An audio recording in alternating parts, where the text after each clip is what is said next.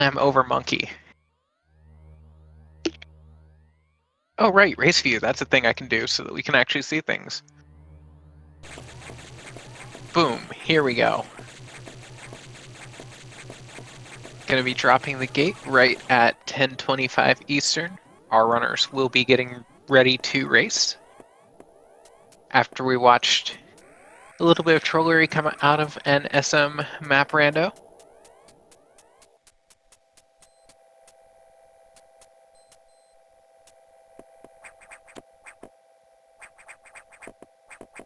And now we are in the 15-second countdown. We're just going to be waiting here to see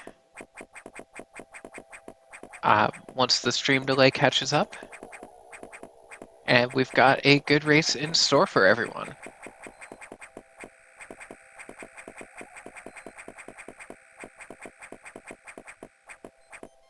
Monkey, of course, has been the #1 seed in our tournament here. The #2 on the leaderboard, ScifiGemini, also giving us some excellent performances in the group stage of bracket. And let's see what we've got in store for this Metroid Fusion 100% run.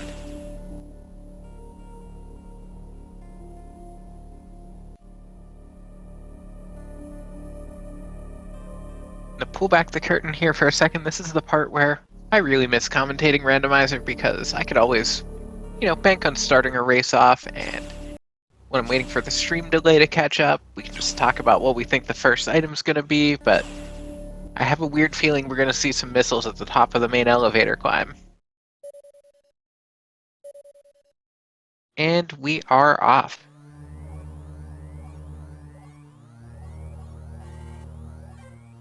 What do we think, chat? Any special strats that we're looking out for today? Any swag that we think one of these runners will go for? I know Sci-Fi known for doing a lot of space boosts, and of course, Monkey goes for everything that's optimal. Textbook climb by Monkey. Excellent climb for Sci-Fi as well. You love to see it. We're going to go ahead and see if we can get this audio sorted out a little bit.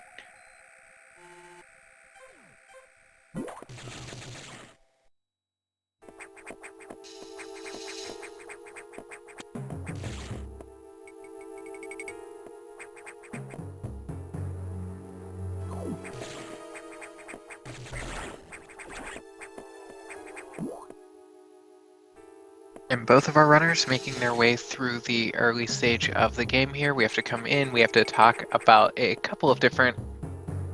to have a couple of different Adam cutscenes where we're going to go in here and Adam's going to be like, hey, you got to figure out what's going on. Oh, everything's going to kill you and it's bad, but if you get missiles, you have a 20% chance to survive. And text mashing, ever since the switch in the last decade to doing RTA timing for Metroid Fusion, text mashing has been an important part of the run. It's not something where it just matters how quickly you can mash, but rather how quickly you can react to the arrow popping up at the end of the text box. Nice door fix here to get through these doors. I'll talk about those in a moment. But basically you want to press a button to clear the text box as quickly as you can, and then press another button after letting go of the one that you used to clear it in order to hold that down and advance the next text more quickly. Also, times throughout the run.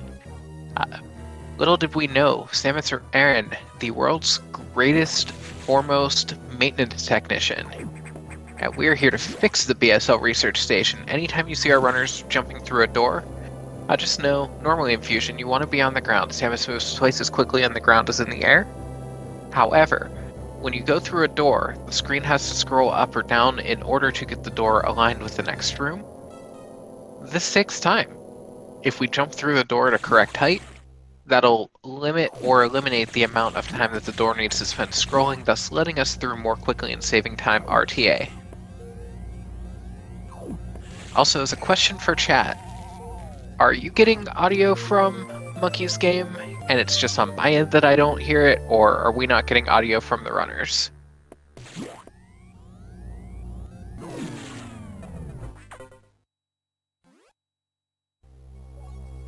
Cool. Tech issue on Autumn's end. We can live with that.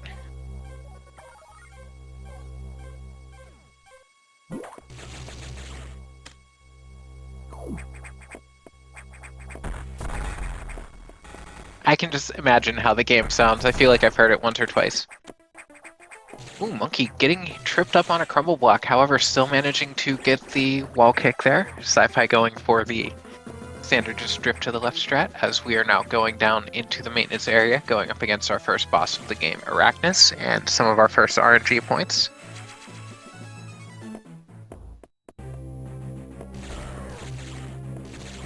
Link, I don't think flirting with the audio is going to fix it.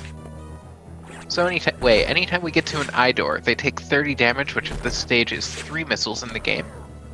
In order to get through, they can give us 3 beams or 4 beams with missiles.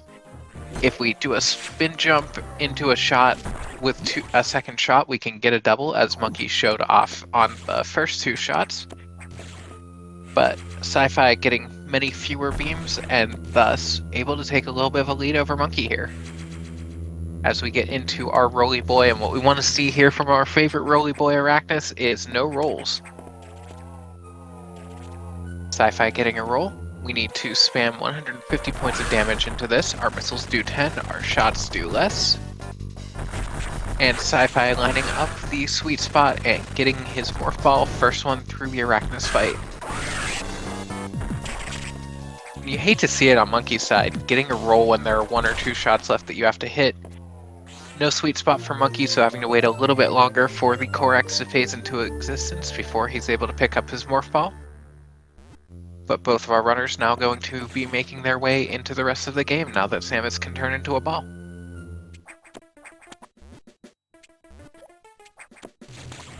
Good call out from chat that Sci-Fi got 3 missile drops as opposed to Monkey only getting 1 drop. This is the kind of thing that a commentator should really be pointing out. However, I'm flying solo after quite the day, so be prepared for me to miss everything. And chat, that's just why you need to be engaged, so that you can tell me every time I'm wrong.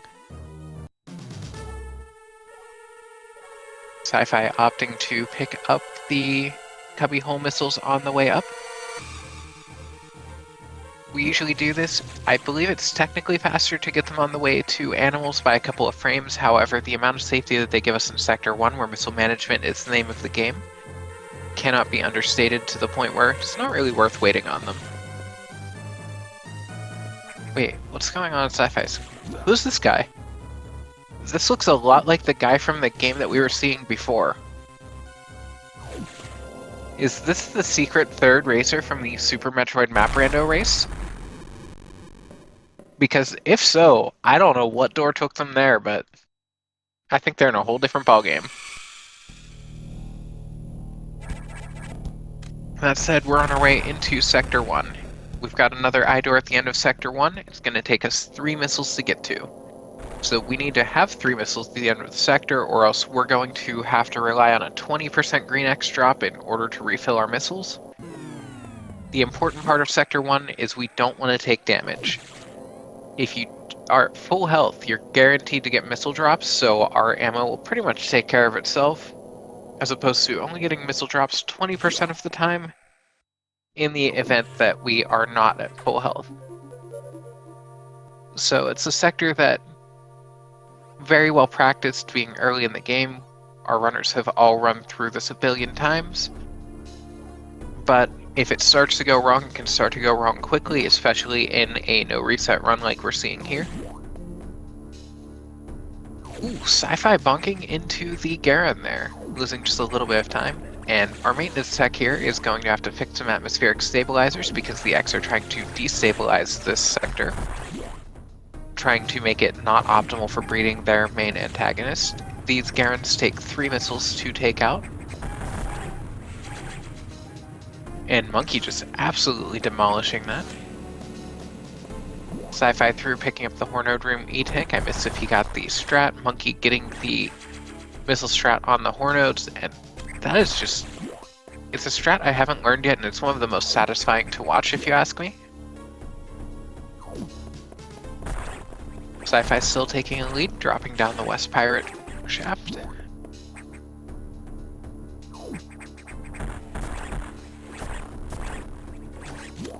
Monkey confident in ammo and able to let loose a few extra missiles just in case any pirate should want to ruin his day. And a high five in the Stabilizer 3 room.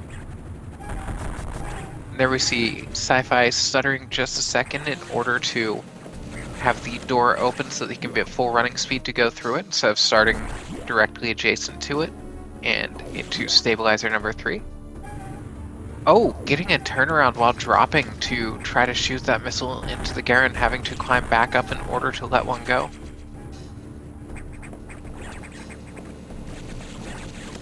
And chat pointing out that Sci-Fi down to 2 missiles here. Fortunately getting nice luck on these green X drops from the pirates, being at full health, so not good luck, being at good skill. And up to 11 missiles, you'd love to see it, and our runners are pretty much synced at this point. A little bit of trouble in the pirate climb was the equalizer. This will be the last time that we see our runners going for doubles on the I door. Sci-Fi with no beams, Monkey also no beams, Monkey the first one through, Sci-Fi right behind. And so we're up against our first beam core of the run. Difference from regular cores is these have a smaller hitbox that's vulnerable, just the eye of the beam, and it has to open up. Both runners getting a double-double, Monkey using a great setup to get the double-double right on the sweet spot and fall into the pickup, but beautiful charge core fight from both of our runners. And we continue through Sector 1. Fusion, not a game that has a ton of damage boost, but here is one of the best damage boosts in the run. Runners will take a little bit of damage on the casing with this Garen in order to clip inside of it. Our charge beam now has the ability to one-shot if we hit with all 3 pieces of it, which we do by putting ourselves right inside the enemy hitbox. And both runners nailing that deboost. And into Stabilizer 5. Also known as, if you play Randomizer, this is the room that you're gonna forget to do when you start doing vanilla runs again. And then you try to leave the sector and you get big sad when Adam's like, yo, go fix a thing. But now our runner's just on their way out of Sector 1. And getting ready to advance through the game.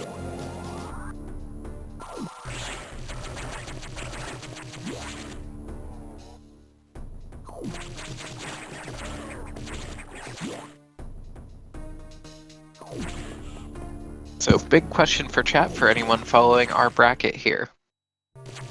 Do we think Monkey's going to take the tournament as the number 1 seed, or are we calling for an upset somewhere along the lines?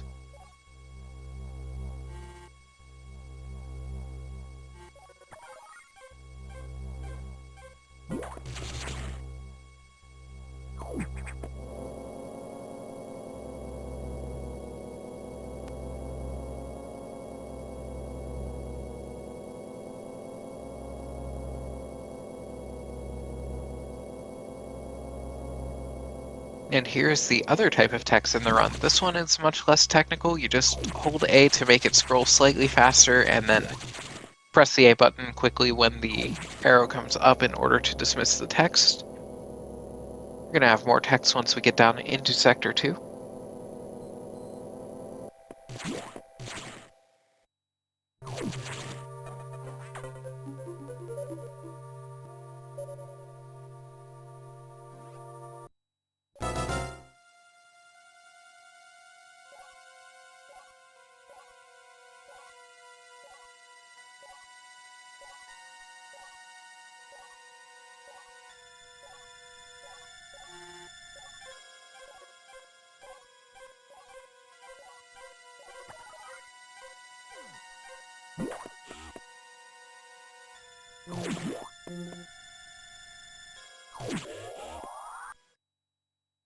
Sector 2, fortunately in Hundo, not as deadly as in a lot of other categories in the run. The enemies here do hit like a truck, but we've got pretty consistent movement here.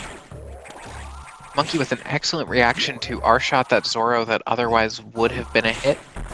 And that's just Monkey being built different and doing a very quick reaction to a problem. Sci-Fi taking a couple of steps out of the way to do that. Also, Monkey's super clean climb after getting rid of both of the Zoros. This room, deceptively difficult, really easy to stub your toe on one of those guys. And a couple of toe stubs, and you're in a world of hurt. But Sci-Fi, all things considered, still an excellent early Sector 2, going to open our level 1 doors. Of course, as a maintenance tech, we have to be able to access more of the BSL research station, and to do so we have to go open the locks. Unfortunately, the downside to open the locks is that we're going to let the X into more of the station, so really we're just causing more messes to clean up. Ooh, Monkey not quite making the good jump there. Having to grab the ledge and get in to get bombs.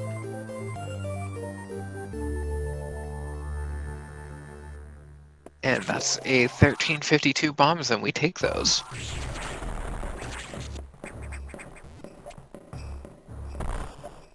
And remembering to pick up the missiles across from bombs, this one extremely punishing if you forget it in a hundo run. Because this door here is destroyed, so if you forget this item, you'll have to go the entire loop back through what we're doing in reverse later in the game. Monkey making easy work of all of the enemies in his path, coming over to pick up some more items as we make our way toward one of the worst bits of RNG in the run.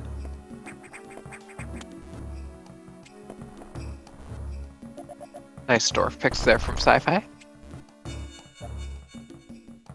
Monkey showing off a quick unmorph into remorph while falling. This is because if you fall from more than, I believe, 2 tiles of height, Samus will bounce upon landing. So it's actually faster to unmorph, losing a little bit of vertical momentum, and then remorph right before you hit the ground so that you don't have to wait for Samus to bounce before getting out of the way. This room also a bit of RNG in the way that the Zoros move, not a huge impact to how we play the run, but can be a little bit frustrating to have enemies in your way. And Monkey going so quickly through the room, able to get through the bomb block before it reforms. Getting into Puyo Pillars and showing off the new strat that uses a damage boost here by turning around while falling, in order to keep from having to unmorph and then remorph to bomb the pillar to jump out of the room. And that, I would say, is one of the things that Metroid Fusion is all about. This isn't a game of big fancy tech or momentum keeps. This is a game of a million small micro-optimizations. A bunch of things that you can do a little bit more quickly and know what you're going for. A bunch of ways to set up so that you get similar patterns each time and react to things as quickly as possible. Now that we have Charge Beam, we're able to one-shot the eye doors here when they open up, if they ever open up. Monkey getting 3 beams. Ooh, Sci-Fi getting the frame-perfect Ouch missile, validating the run. Ouch missile being when you shoot a missile between the Ouch and the wall that it's climbing on, and it opens the door. It saves precisely 0 time. However, your swag per 60 goes off the charts. Zazabi can jump between 3 and 12 times. We want to see as few jumps as possible because jumps are slow. Each time it's in the air, we have to hit it twice, or after we hit 3 rounds of 2, we have to hit 4. Runners will shoot a missile and a charge shot to make sure that they're hitting 2 on each cycle so that we don't get another cycle. Monkey first through to the core. I believe that was a double on spawn. Getting the well-positioned double. Looks like not quite sweet spot, but still a quick spawn, so not punished here. Sci-Fi also very solid and getting a pretty good core pattern and able to pick up high jump and start working on their way out here. Good door pick setup into the ouch room from Monkey. We're going to go up to our first SAX skip here. I believe we'll see both of our runners do the skip called Hundo Skip. Well, I'm curious if Monkey does anything different after getting hit by an enemy here. Nope, standard Hundo Skip. We just run, keep very careful positioning here so that the SAX will freeze us, the super missile pushes us through it, and then we just run out of the room. Monkey, excellent green tower climb.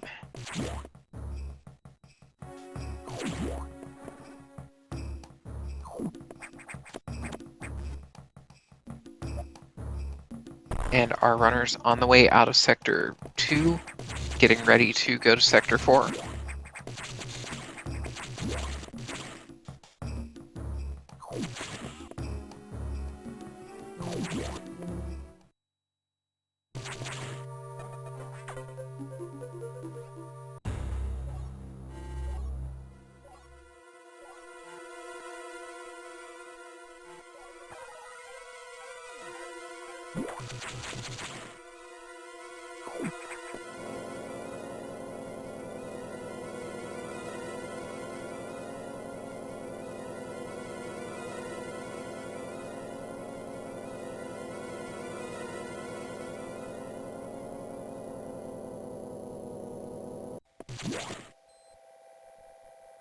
Sometimes I really think we should just rename Metroid Fusion to Elevator Simulator 2002.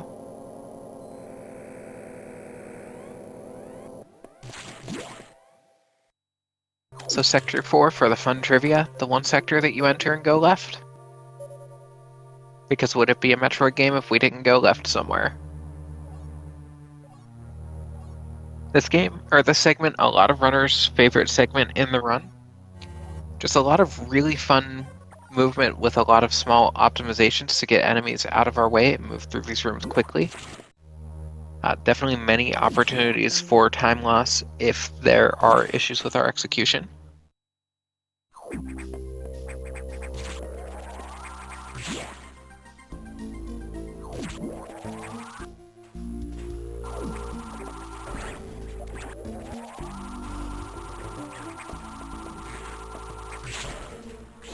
He's showing off the standard room here, using an R-shot to get rid of the first crab, missile for the second crab, getting these crabs out of the way in the water room, and actually just jumping past the fish. Not a strat that I usually see. Bad fish spawn, but out of the way. Sci-Fi missing a jump, but backing it up quickly. And Monkey doing one of the first door fixes any hundo runner learns. You can fix it on both directions, and this one I think saves over a second.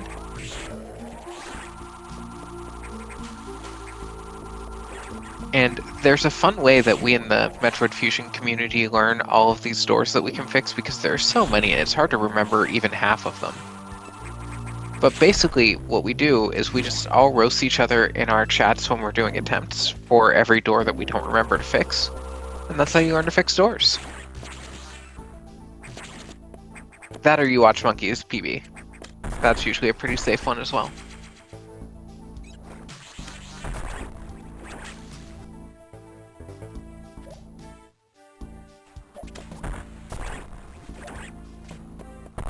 Just going through, picking up a couple of items on the way in through Sector 4, on the way to one of the best bosses in the game, and one of the most frustrating RNG bosses at that matter.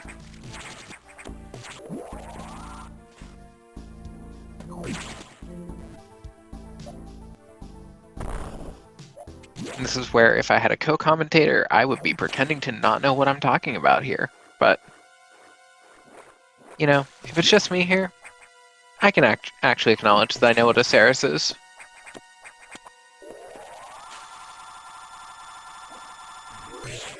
One beam for Monkey, 2 beams for Monkey, 3 beams for Monkey, and through. Absolutely brutal RNG for Monkey here so far with the iDoor beams. And we're on to Ceres. This boss has 50 health. So the idea is to hit it with 5 missiles. We don't like that. We want to hit it with all three parts of the charge shot. And ooh, Monkey not catching the flare on that. Gonna take at least one more hit, and that's one more cycle. Every time you hit Ceres, there are a few seconds where it goes invulnerable and goes through another pattern. There are also a couple of troll patterns it can do where we can't anticipate where it's gonna go. Monkey onto the core and getting the sweet spot kill to be able to pick up the speed booster as quickly as possible. But also letting Sci-Fi pick up a little bit of time here. Good sweet spot for Sci-Fi as well. 22:47 through the door for Monkey. So that'll give us an idea of about where these competitors are. So about an 8-second lead for Monkey. Now we're going through the second lap of Sector 4. We're going to have a couple more items to pick up, and we're going to finally drain the tickle water that's been going on through the sector.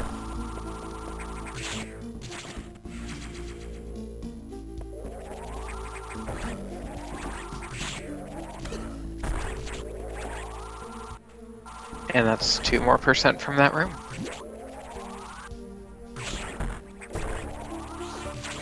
Monkey showing off one of my favorite strats in the game, where you charge a shot as you're falling down that passageway in the room. Morph ball to let out the shot, and it opens up the door just off screen for you so that you can run through it and not have to worry about wasting time unmorphing. Monkey through to the pump control, putting down the water. Normally in any percent, we would see a quick spark to get back out of the room. However, in Hundo, we need to pick up Missiles of Shame, so we do so.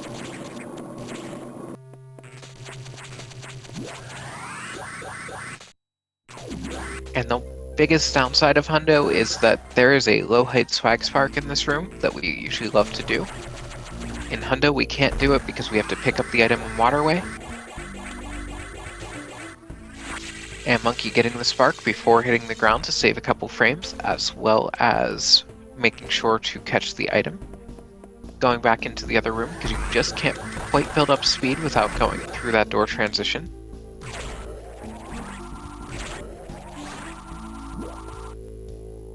But so far, we are getting excellent and just very clean running here. Also, hi Avery. Yeah, our runners are definitely on a good pace here. I guess we had enough time loss with the race starting a little bit late because of SM Rando being horrible to runners that our racers decided they didn't want any more time lost today.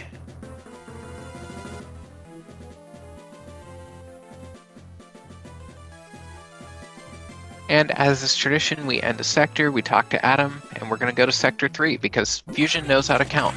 We all know that you count 1, 2, 4, 3.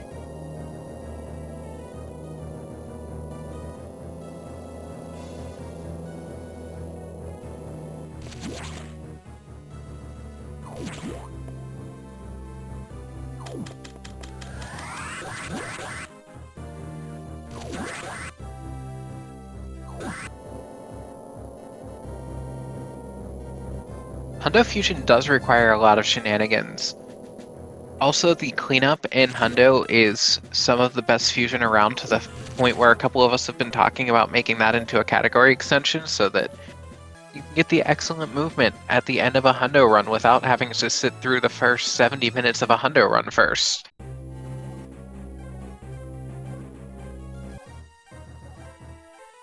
Because unlike many of our top speedrunners, for me, I'm trying to find ways to play even less Metroid Fusion.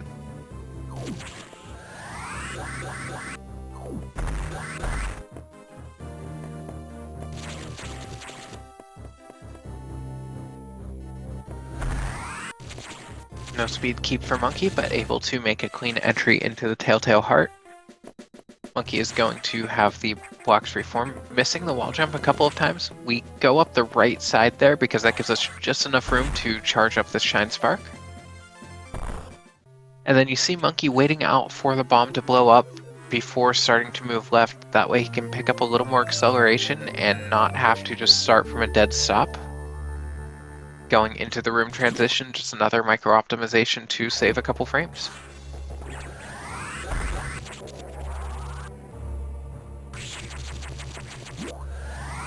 It looks like we have the goat in chat. Oh, and also Monkey. See if we can get a nice shine break here. Monkey showing off the shine break, very precise to get that, and it lets us spark up Red Tower. You love to see it, also fixing the door. And chat, get ready to say hi, Bob. Hi, Bob. Bob, of course, being our favorite missile tank. That is theoretically supposed to be unskippable. There is a ridiculous set of tricks that you can do to skip that in the Japanese version.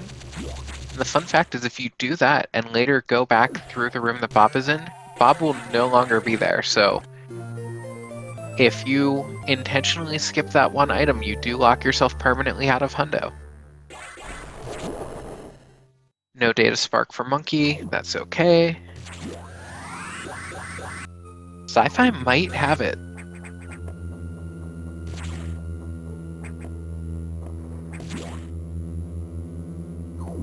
Sci-Fi getting data spark, let's go!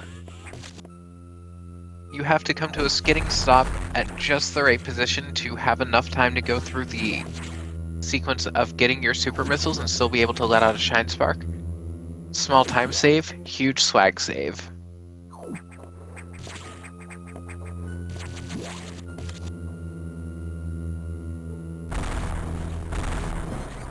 And get your cat jams in chat, although this is monkeysmb, so we won't have them for very long, as Monkey using what I like to call tackle box strats, where you just damage boost into box and let loose a bunch of missiles. I know there's something to do with a diagonal shot that I haven't learned yet, which is why I haven't ever been able to get that strat. Doing this strat is the optimal way to kill box. One benefit is that box is further on the right of the room, as it does have to move to the position it's in order to jump back into storage. So if you kill it further to the left, you have to wait for it to walk over. You save time if you do it in 2 rounds. If you do it optimally in 3 rounds, I believe you still save time, or you come closer to breaking even. Anything else and you're losing time over the traditional strat. As our runners on their way out of Sector 3. And we'll get to go to Sector 6, the Dark Sector. All of the sectors in Fusion have themes. Sector 1 is SRX, which is the Metroid home world. I'm sure the Federation's not up to anything there. 2 is the tropical sector, 3 is the hot one, 4 is the wet one, 5 is the cold one, 6 is the dark one. Except this was a Game Boy Advance game, so they wanted to make it visible on a Game Boy Advance screen, so it's not really as dark as it's supposed to look.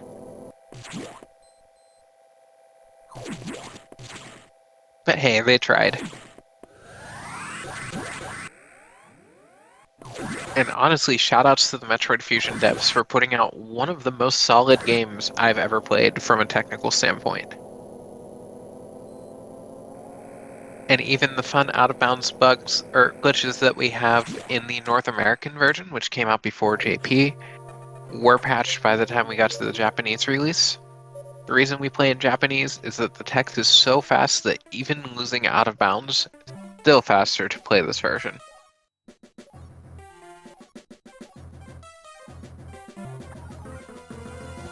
Sector 6 also notable for being the purple sector, which I think is pretty cool.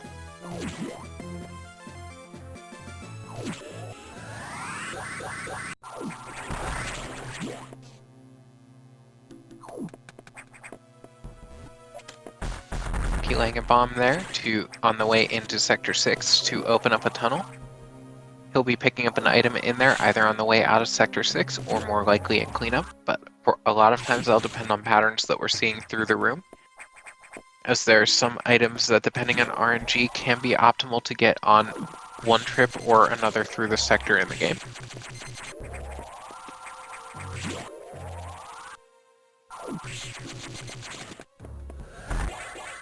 And Monkey just putting on a clinic going through Sector 6 here. Picking up the free E-Tank, so named because you let out a bomb while you're picking it up, and unfortunately not showing off why it's free there. But generally the bomb goes off during the cutscene and opens up your path forward, so you would have to be waiting anyway. But sometimes the bomb position's just not quite right, and then you have to wait and you lose time, and... oh yeah, it's the SAX again.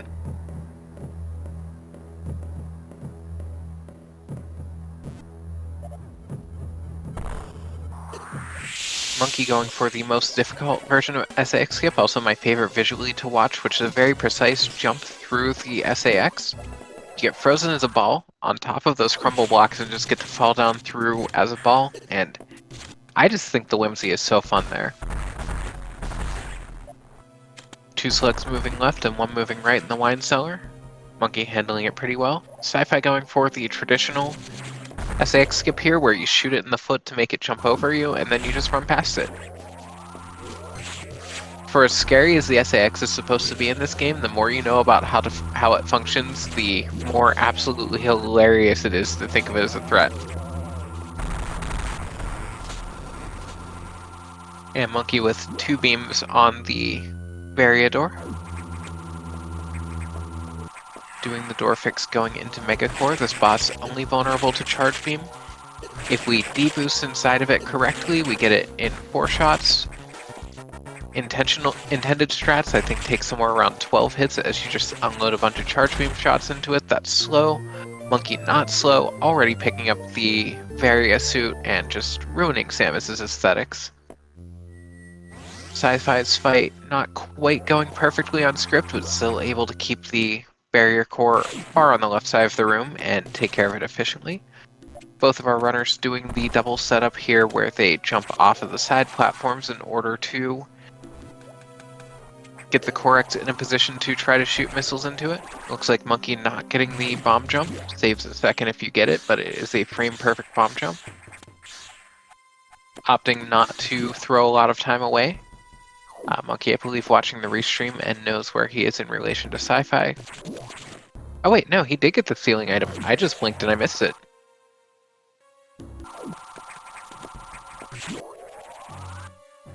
I think your comms might just be watched here. And we're just on the way out of Sector 6. Sci-Fi opting to pick up the ceiling missiles on the way down, the typically faster strat. The downside is climbing up this ladder is one of the slowest feeling and slowest things in the game. Sci-Fi able to just get up onto the ladder before the puffer gets in the way. Puffers are the absolute worst enemy in the game because when you hit them, they let out a hitbox from the gas that they release. And they can generally be going one of 4 directions in any room and can usually spawn in one of 2 locations. And so a lot of Sector 6 is just about knowing where the puffers could be and finding patterns to deal with as many of them as possible, and accepting that they're going to get in your way and lose you time no matter what you do. Sci-Fi opening up another tunnel that'll be used later.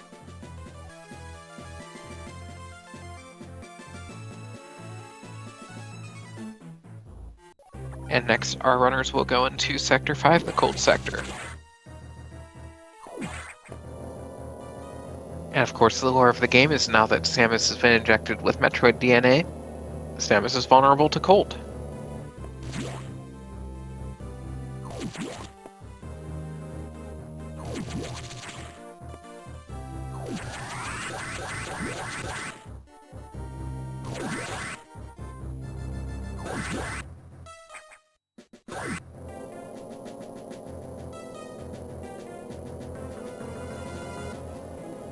Linkshot in chat saying that puffers are annoying Metroid enemies in general, not liking them in Super and saying they have some odd bugs and echoes, and my counterpoint is what doesn't have some odd bugs and echoes?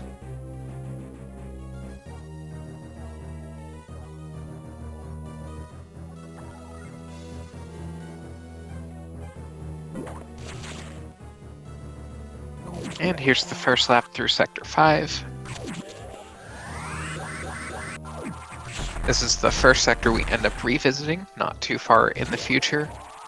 And the item we're going to pick up on this first lap is going to be ice missiles, which make our super missiles immediately less useful, as we will have a minimum of 2 shots to take out any enemy instead of being able to use missiles to take them out in 1. Nice shot cancel to land on that platform without having to fall down to the ground and jump up. We can't go straight to the data room as we do have to open our yellow doors first. Monkey angling a shot down in case that waver was at a lower pattern would be able to shoot it out of the way.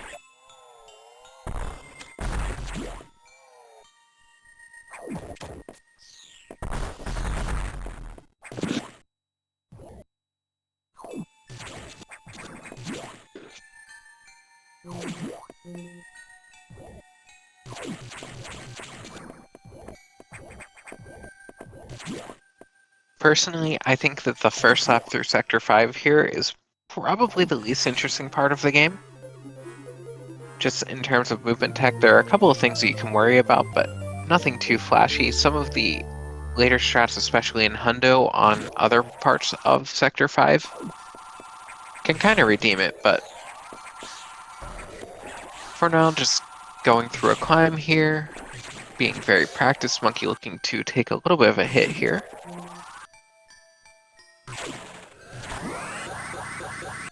Important to be ready to let go of the charge shot through the doorway there in order to be able to raise the shutter, as the one after the climb above yellow doors is particularly sensitive here.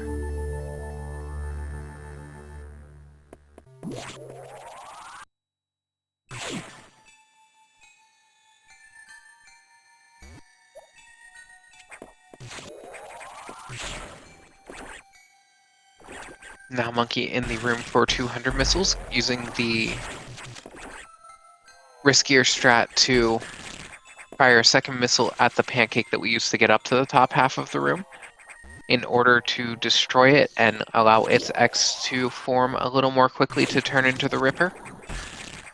The upside is it's faster when it works. The downside is if you fall down in the room at all, you no longer can get up to the top and you have to reset the room. Also, we call that 200 missile because we have an extension category, 200 missiles RTA, that used to be a common race category. And that was traditionally the 200th missile that you would pick up. And thus the name stuck. Because we were naming things for rando, and Jagger said it would be cool, and we were all like, yeah, sure. Because we like paying homage to the previous types of categories that were common in the community here. Both of our runners now making their way through Sector 5 and on the way out. The game giving Sci-Fi showing off the little ice missile tutorial, and uh-oh, something going on with the dog here. The screen's flashing red. I think we might need to go check on a dog.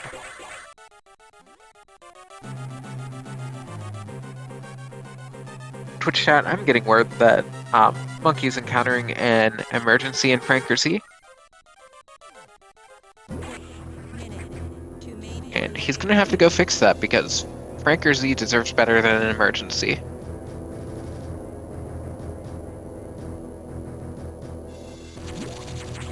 And chat, what do we think Monkey's emergency final time will be? Generally we see something in the 430 range for a runner of Monkey's caliber. 440 is about the top end of what we can see, and somewhere in the 420s is a little bit of a rough run.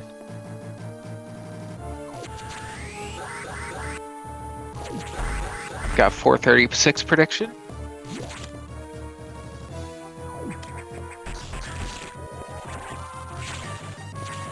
Also, I say that 420x is a rough run, but also that would be a best case scenario if you're me. Got guesses of 433, 434. Looks like everyone has faith in Monkey's ability to execute. Even the worst one here is a 426.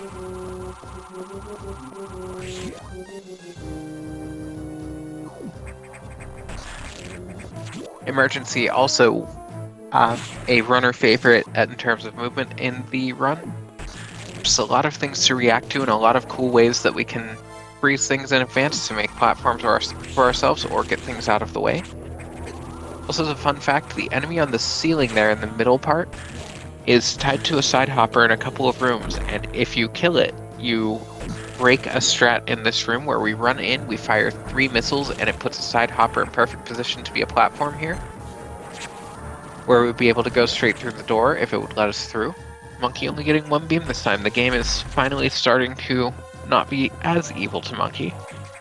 Monkey running into a wall that's not a controller disconnected moment, but actually is set up for a double here. And on these scores, I haven't mentioned it yet, but we try to get doubles because every time we can get 2 hits in, we cut 1 phase, and it takes 3 seconds between phases. Monkey going to finish with a 431 emergency.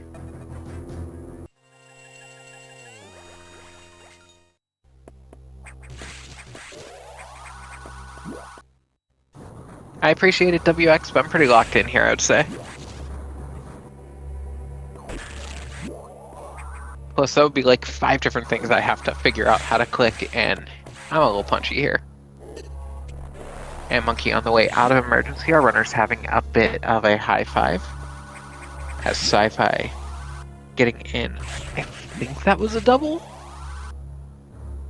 Not the double at least. We actually have earlier in the tournament, Avery. I forget which race it was. All I know is I came home from work and let WX do most of the work while I said occasional Metroid-related words. And Monkey in the red tower climb, this is one of the most beautiful climbs in the game. Also very difficult to do well. And little commentator's curse for Monkey, but backing it up well, climbing up the ladder.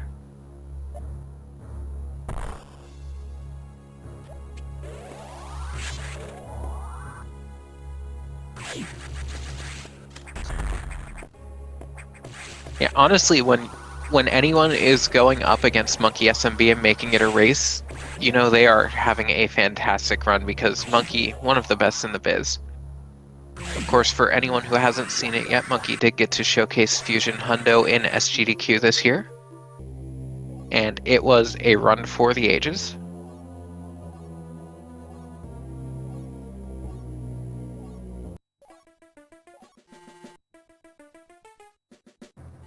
Tell you what, I'll let you know how Red Tower Climb feels to do if I ever manage to get one.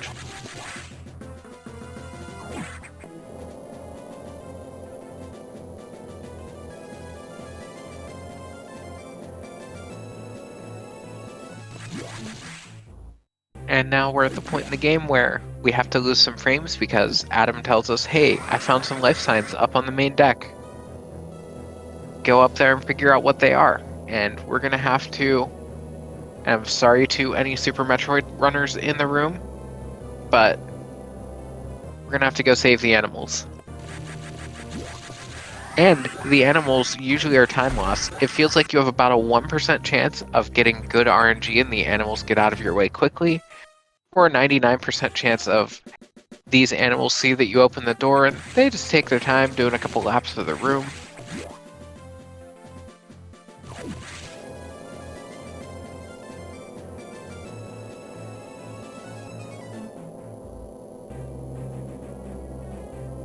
Monkey coming into Impossible Strat room. Impossible Strat is quickly becoming obsolete with a newer strat. However, Monkey giving us a textbook Impossible Strat, or as I like to call it, the Beyond Strat, because it is clearly not impossible. Monkey getting the Shine Break in Habitation, one of the easiest tricks in the game as long as your name is not Autumn out of habit.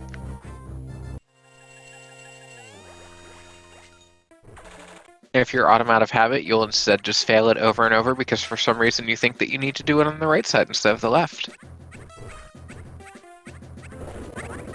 Sci-Fi with a couple of stumbles in the climb up to Habitation, but otherwise good climb. Monkey getting, I'd say, pretty average animals.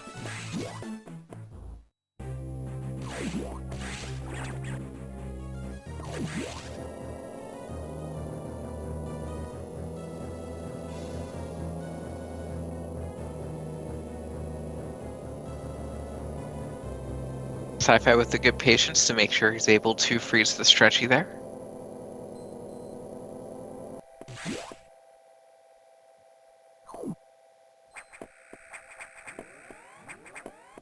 Let's pray to RNGesus, because Sci-Fi could use this. You always get a couple animals that pop out really quickly.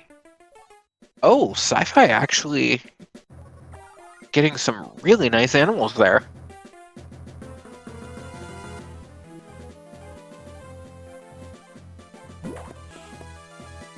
I was getting ready for the little baby Decora to just take 300 years and then it just popped right out. You'll love to see it.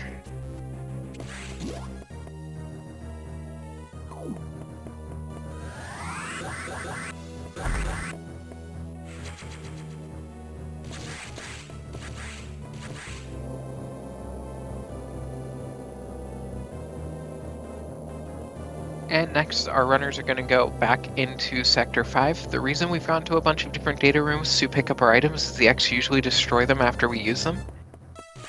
However, This time they didn't, so we're gonna go pick up our power bombs and be able to blow stuff up.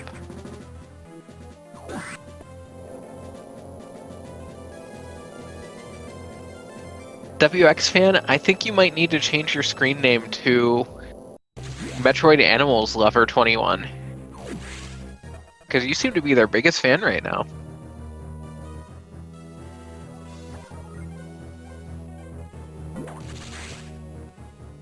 I also would happily pet an animal if I had one in range. You see, you say save the animals, but this is Metroid Fusion where the animals save you. And Monkey weaving down the room in order to get the Shine Spark here. Looks like getting a little bit low, but able to spin jump out of the Shine Spark into a wall jump and make his way back into Sector 5.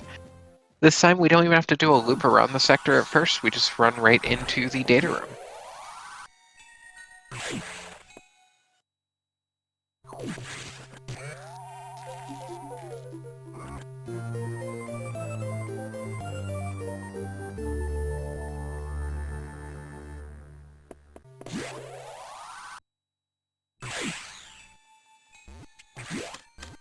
Ooh, Monkey with the unmorph strat in order to get over to the Mimic E-Tank room. Very difficult strat, even more difficult than the wall kick strat that requires spinning at a very precise height that I always get the first time I try practicing, then never again.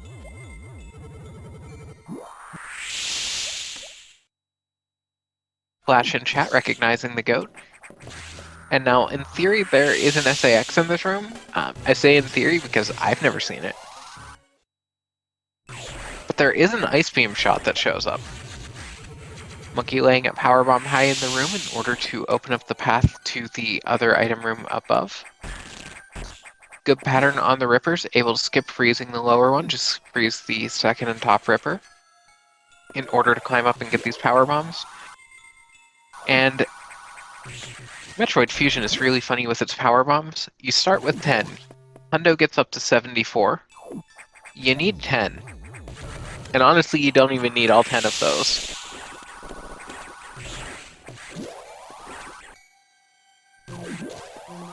They did a really neat thing in this game where they said, we're going to make it so there are 100 pickups and each of them is 1%. The problem is most of those pickups are E-tanks and ammo that we just don't have any use for. Oh, you hate to see it, Monkey. Monkey deciding to reset the room, going into Ripper Road, freezing the Ripper too far to the right and having it get in his way instead of helping out.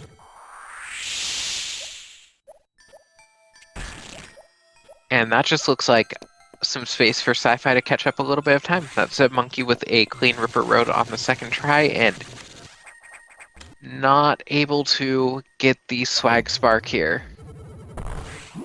Just Swag Spark to break one of the bomb blocks to save waiting for the power bomb, which is slow.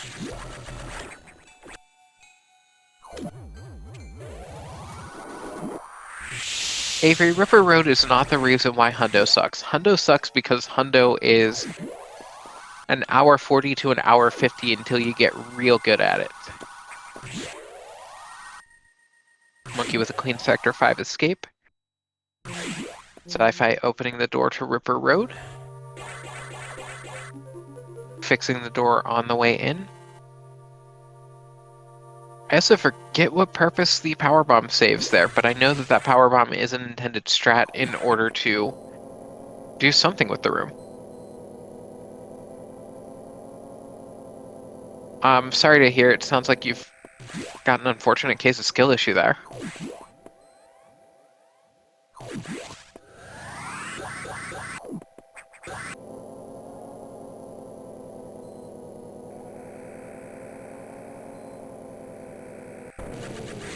And now Adam told us to go back to the ship. The elevator stops halfway up.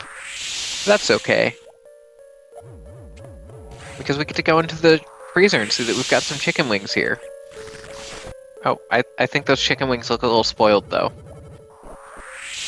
Monkey getting the power bomb at the right height. For whatever reason, if you drop the power bomb going into this room at most heights, it'll leave a block or two unexploded for reasons absolutely inexplicable.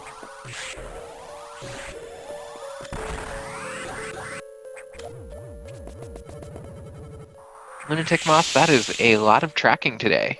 Glad to see you've got the chance to just enjoy one of these. Monkey showing off the swag weave through that room, doing it from a spin jump rather than going into a ball, so less protection against any sort of ledge grabs.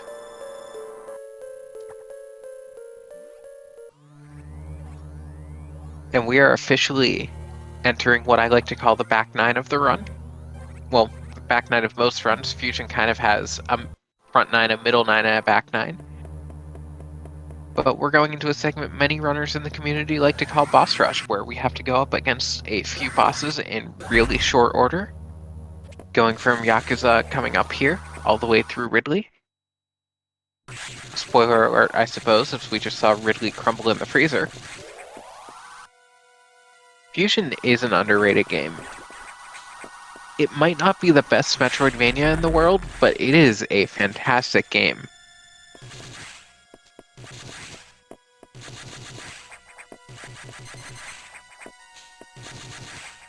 And a lot of people judge it too harshly on the fact that it's not as great for exploration because it wasn't trying to be.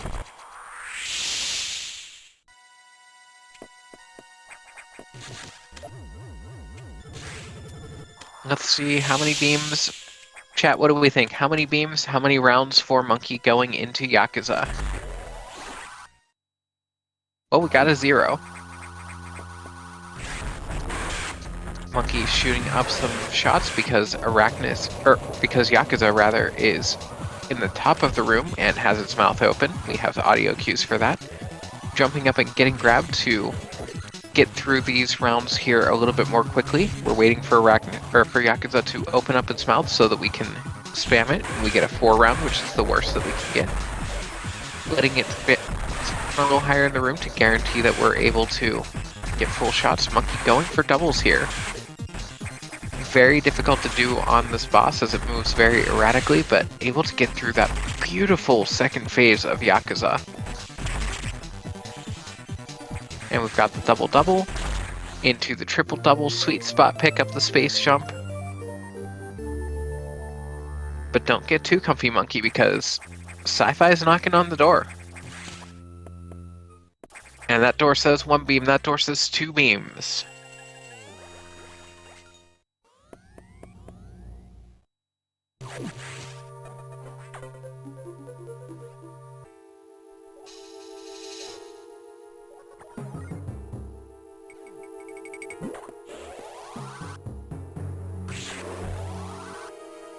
Sci-Fi getting a little bit better luck in the Yakuza fight. Only getting a 2 round here. Also going for doubles, nice. Double side by side there, as Monkey going into the next SAX chase. And Monkey doing the newer strat that does not involve freezing the SAX. Looks like maybe not exact execution, but a little bit of a time save. I'll be honest, I don't know a ton about the new strat other than I've seen it being discussed in the Fusion server. If anybody's watching this and wants to subject themselves to this madness, if you jump over to speedrun.com/fusion, you'll find a link to our Discord. We would be happy to have you on board and help you learn the run. We also have links for our randomizer, both the current one and one that is currently in development by the community but is not ready for prime time yet. And with that, right out of the boss fight into the SAX chase, Monkey already just a couple rooms away from the next boss. As we're coming up to Nettery.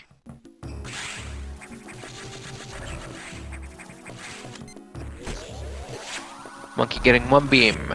Only 1 beam, we take it. Oh, WX, I could not be looking forward to that more. So Nettery in a lot of other categories is a little more challenging of a fight, as you have to weave in some charge beam shots and some missiles. We actually route out the amount of missiles in any percent to be optimal for this fight. In Hundo, you have so many missiles that the fastest thing to do is just spam missiles at it. It is a bit of a rhythmic shot because you can only have 2 missiles on screen in Fusion. I think that was a double for Monkey. And Monkey with the perfect core kill on the Plasma Beam core, getting the Plasma Beam. And yeah, Lunatic, there is an open source community developed randomizer because The original randomizer had slowed a little bit with updates, and we have some ideas in the community, so that is in the works. It's not nearly ready yet, but soon TM. And very much emphasis on the TM and not the soon there. As Monkey climbing out of the post-nettery climb, Sci-Fi zero beams getting in there, you love to see it. Also, fun thing in this room, this boss kind of spore spawns you by throwing spores out of these flowers. If you just stand on the right side of that platform, none of them can hit you. So you just have to jump over the plasma beam shots that this boss fires. Also, one of our extension categories is a category where you go out of bounds to fight this boss as quickly as possible. You get to it in the mid-20s. At that time, the doors are not locked, so the door to this room when you get to the core fight is actually usable. As a secondary fun fact, the plasma beam that this beam core shoots at you can open that door, and if you walk through the door in the middle of the fight and walk back in, you actually have to go all the way around and restart the fight. It does not save any of your progress, because Fusion doesn't know what's going on. Also, you effectively destroy your game if you end up beating that fight in that category, because Fusion doesn't allow sequence breaks, and it just tells you that you got whatever the last security you got was, and does not give you what you would get for that boss. Monkey finding out from Adam that there's apparently something causing a bunch of problems in Sector 5 that's going to destroy the station, so we're going to hopefully see Monkey go for a Nightmare Space Boost here. And everyone in chat, get ready for some hopeful hype that we can see here. Let's see if Flash with the call.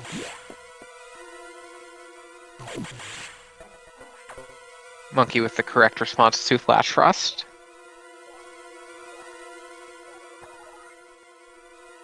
And we're going to need Monkey to lock in. This is the, I would say, most difficult trick in Metroid Fusion.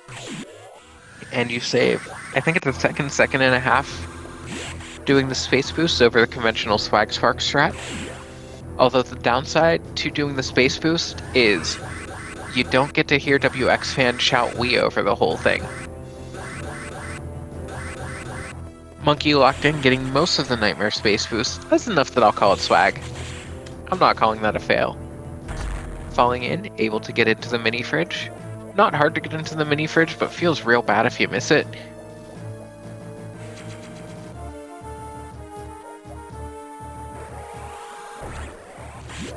Also, chat, please avoid looking at chat for the moment unless you really want to see Flash Frost being wrong.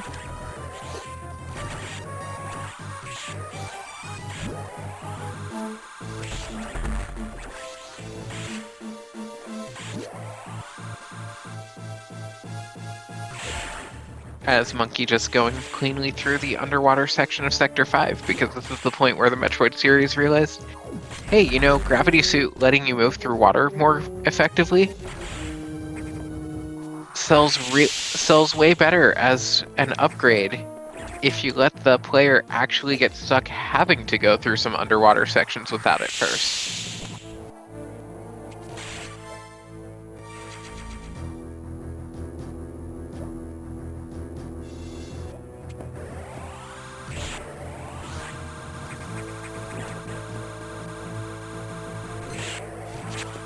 And let's see if... Okay, one beam here, and is Monkey going to bomb open the tunnel and go for Flash Frost strats? No, Monkey opting to actually save some time and go across the crumble blocks to pick up the Nightmare E-Tank.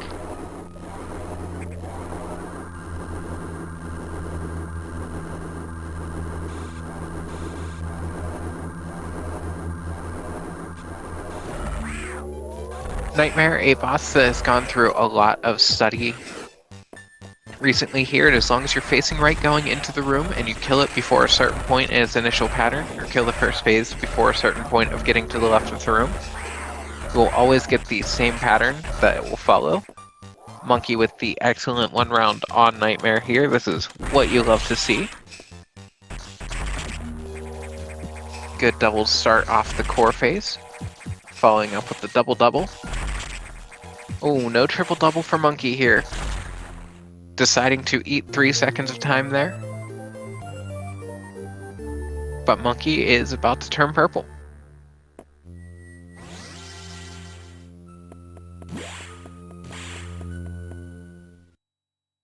Ways that you know a quick kill was nice. You see Schmade acknowledge the quick kill as nice. Shoutouts to Schmade for being one of the best runners in the game. And Sci-Fi, no beams. Are we going to see Flash Frost strats here? No, Sci-Fi also wanting to save some time here and opting to just go pick up the E-Tank. You'll love to see runners picking up the free time save.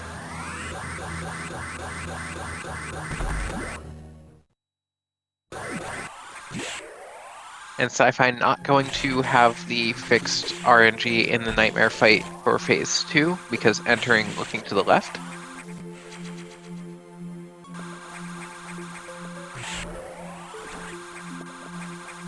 And see, I can throw the shade now, because I've been eliminated from the tournament, so Flash won't have a chance to get me back for it. As I always say, if you're gonna throw shade to someone who can't throw it back.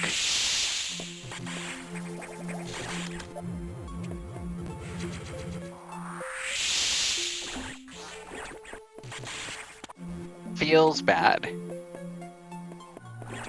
At least you managed to finish a race in group stage. It's better than I can say. As Monkey making clean movement through Sector 4 with some of the best music in the game in lower Sector 4. Very chill vibes here, and opening up level 4 doors.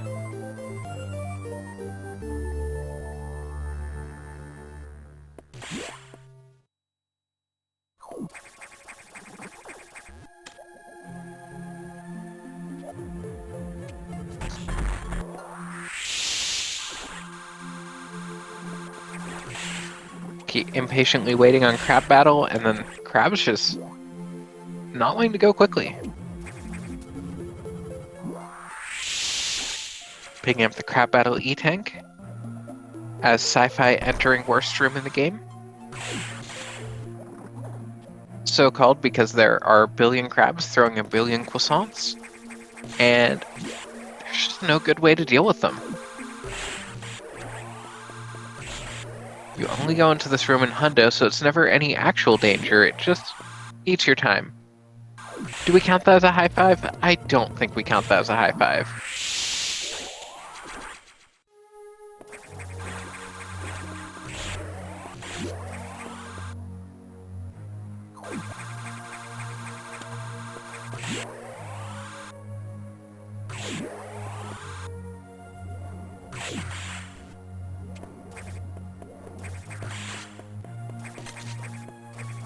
Clean shot cancels from Monkey here, just getting through the crab room quickly.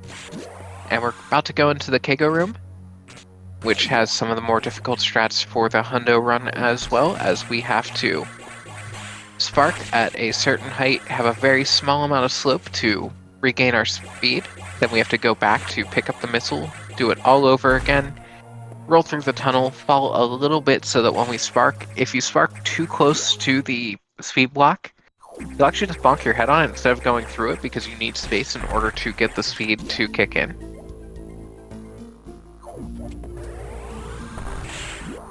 And it looks like chat getting a little feisty today. Everyone finally decided to wake up. Must have smelled what Monkey's cooking. As Monkey picking up the diffusion missiles. Sci-Fi a little bit behind, just picking up the Crab Battle E-Tank.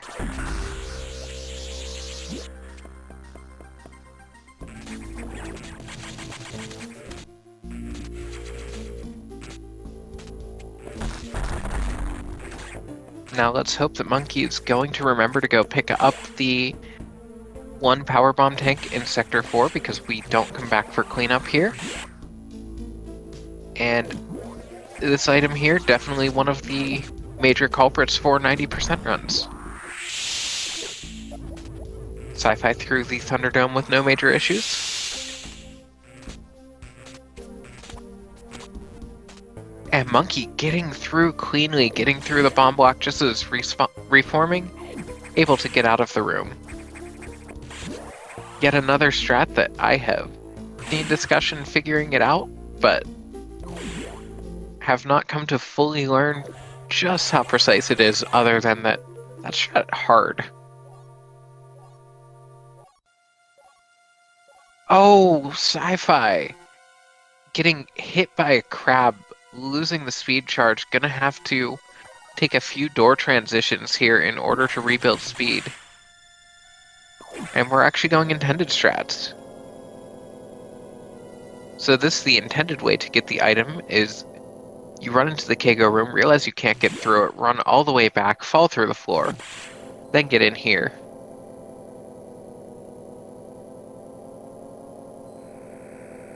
Feels bad.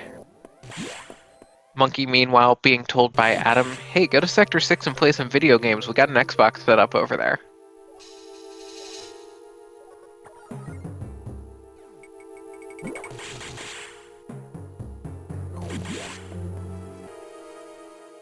I mean, this is Hundo. Isn't getting items optional here?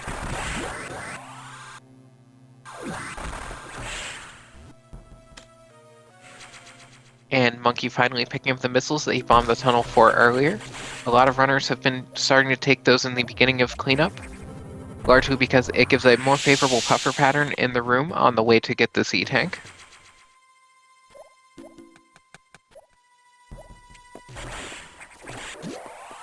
Chat has informed me that in Hundo you can skip all items after you get 100% of them. I might have to crunch some numbers, but that sounds like that's probably accurate.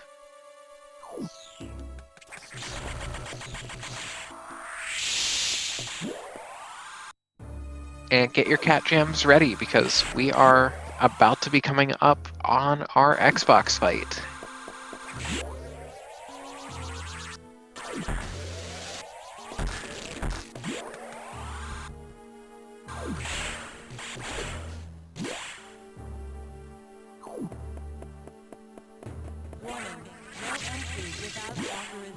Like Shot, I'm gonna need a little more clarification on how that would be a category here.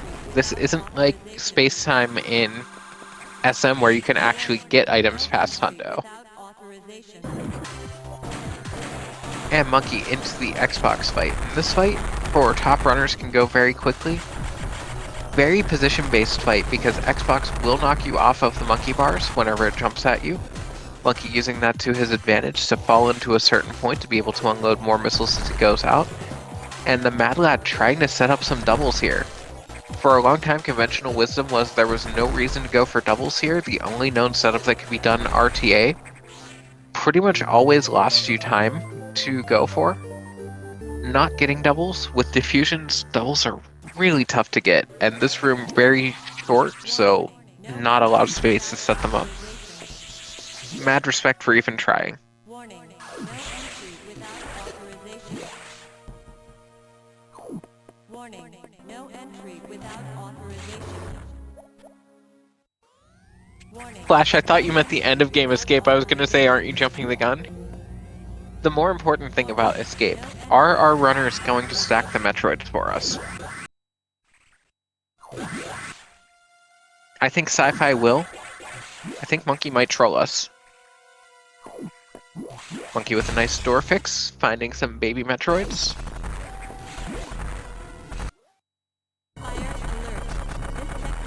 And Monkey opting not to lose time, but losing swag.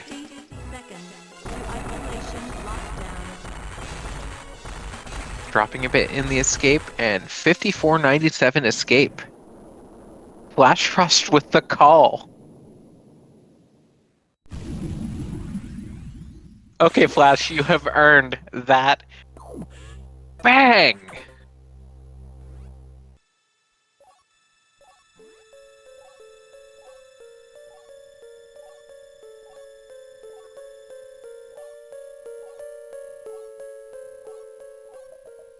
And now Monkey being reprimanded a bit here about opening up restricted areas and finding things that should not be found and detaching entire Metroid breeding facilities.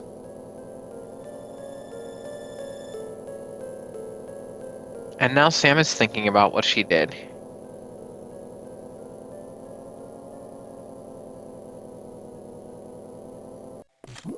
Sci-Fi still with a very respectable Xbox fight. Not quite as quick as Monkeys, but still very good. I can't tell if that's a double setup or just a precise positioning setup. But Sci-Fi picking up the wave beam.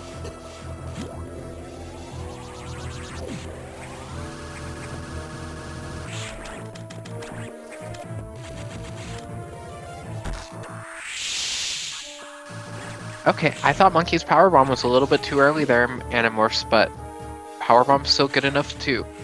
Powerbombs will draw any X drops to the source of the or the explosion. So Monkey laying a Powerbomb, that way when the Garubus gets killed, the X that it drops will more quickly move over to the position they need to be in to spawn the Golden Pirates. Sci-Fi in Restricted. Do we think Sci-Fi is going to stack the Metroids? I think Sci-Fi will. Sci-Fi jumping through the door, and look at those stacked Metroids. It is so visually pleasing. Monkey might be ahead on time, but Sci-Fi is winning the swag battle.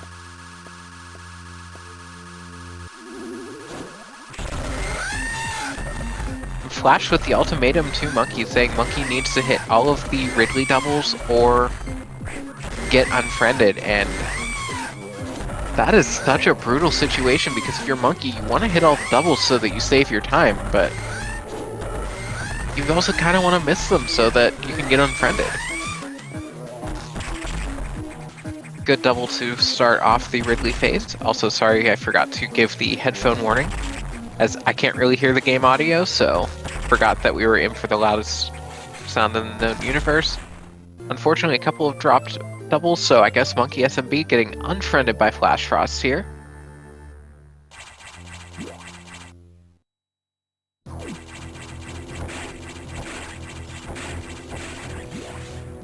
And Monkey officially in the cleanup section of the game.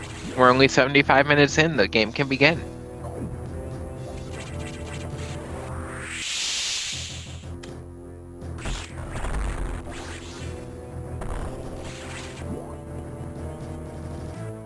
Can we get some 07s in the chat here for Monkey apparently letting down Flash?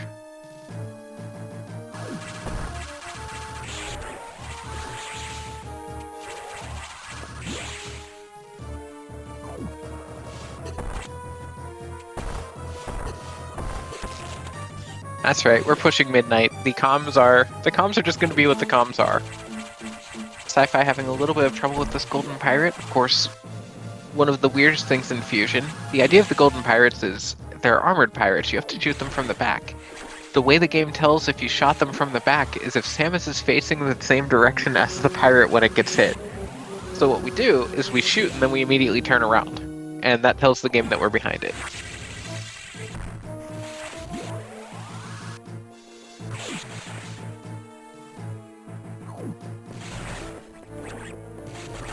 And Monkey coming up on another of the most difficult tricks in Hundo, coming up on Saveless.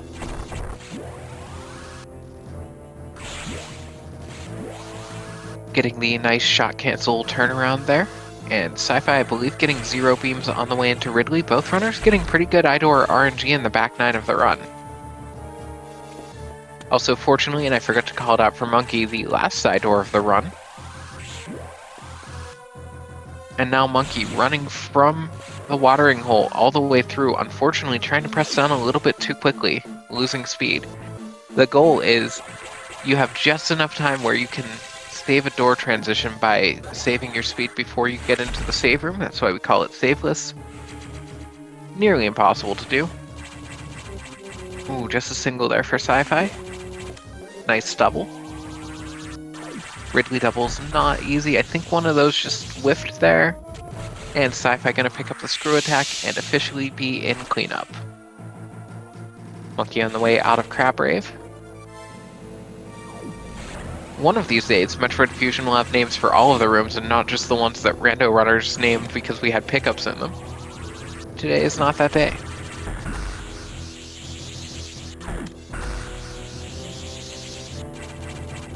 I haven't calculated, but to my eye, it looks like Monkey has about a 2-minute lead over Sci-Fi here.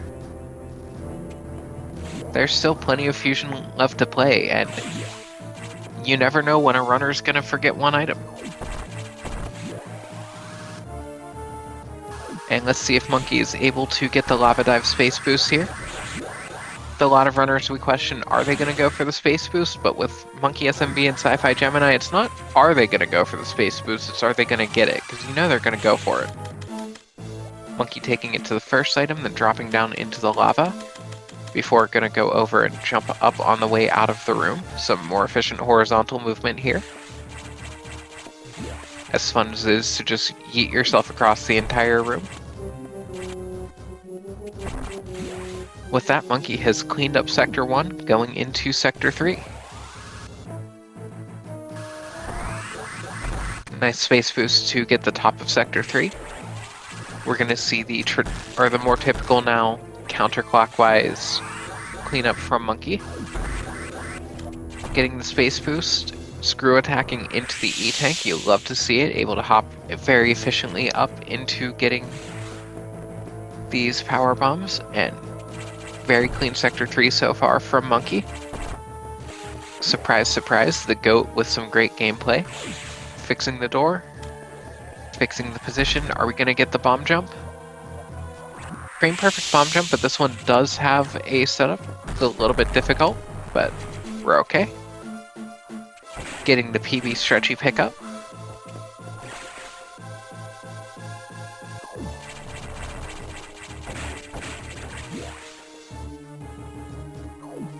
The downside to the faster route of the game, in the old route we cleaned up Sector 3 in a clockwise manner and you would space boost through this entire room. If there's one thing you need to know about the Metroid Fusion community, it's that if you can space boost there, we wanna. Because space boosting is some of the fastest movement in the game, but also it's just so cool. It is very swag, and we want to do the swag.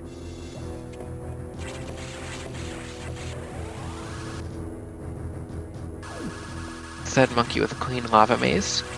Gonna head over to the Nova stairs while Sci-Fi making their way into Baby's first wall jumps. I'm using in Hundo because we don't have them. And a frame too early, making the right press and trying to leave without the missiles for a second there.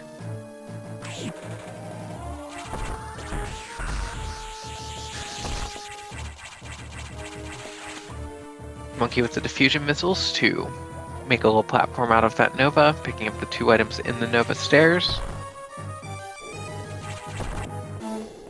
Already opened the door on the way to the express elevator, so just gonna yeet ourselves on up.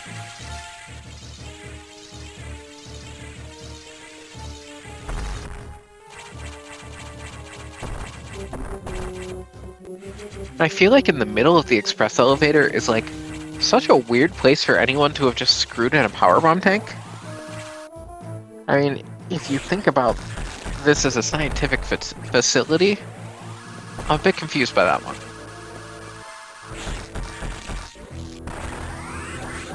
That said, Monkey almost done with Sector 6 or Sector 3 cleanup.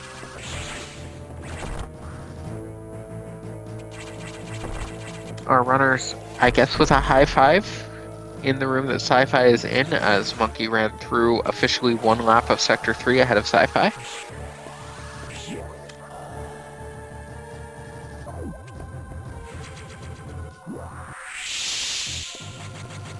And Monkey across the monkey bars, doing the jump to get through more quickly and get the speed lock D. One more item in Sector 3. We're going to pick it up in the space tunnel here, get some power bombs. 122.31.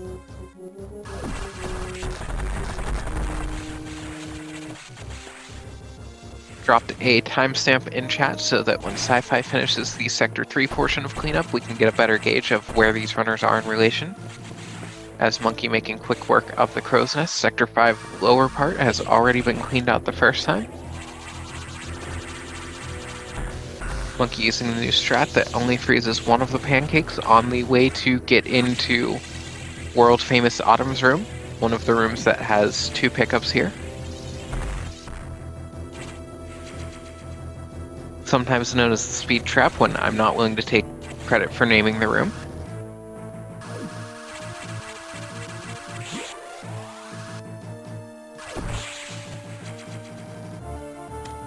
And Monkey griefing Mama Garubis after picking up her missile. I respect it.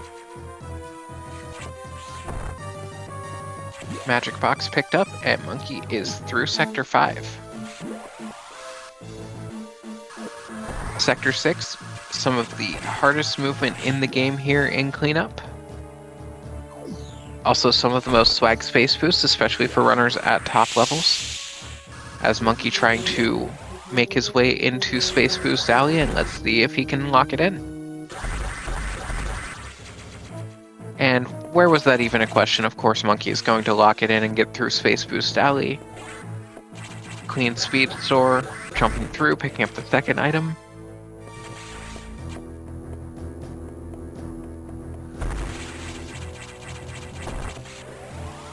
Textbook Space Boost Alley.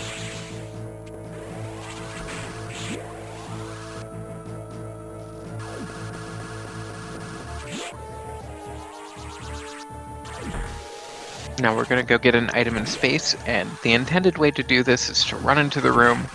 You do a Shine Spark up, it takes you all the way back up to Ridley's area. But we haven't finished cleaning up Sector 6 here, and we don't want to go back to Ridley's area, we've already cleaned that up. Sounds like there's a lot of stuff that would be slow going on here, so we're just going to instead jump here, rather than Shine Sparking through the room, and take advantage of there being 2 crumble blocks on the sides here that we can just kind of pop back down to Sector 6.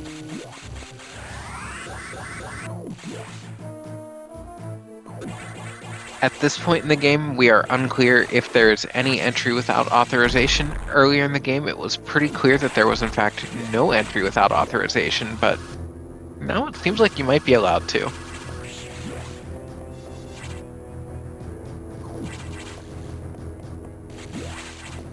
And I missed catching the transition here on time, but the time I did see would have been about 3 minutes. Sci-Fi was a couple of door transitions past where I saw, so we're going to say about 245, 250 lead for Monkey here. As Monkey threw the Run Crumbler using the Bomb Jump strat.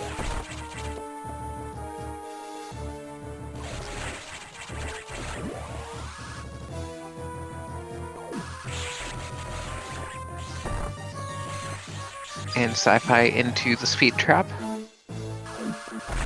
One of the joys of commentating these races is when you're looking at any given time at precisely the wrong screen, so you miss all of the cool stuff from both runners.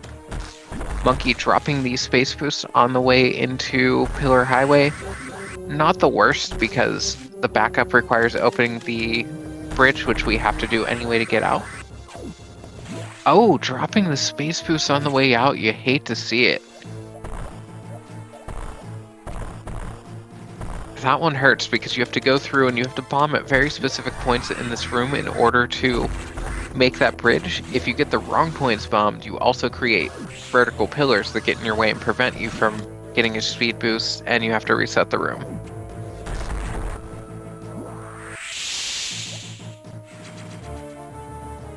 I kinda hope that Monkey wasn't on PB pace going into that, because that would be crushing. Sci-Fi with the clean space boost into Space Boost Alley.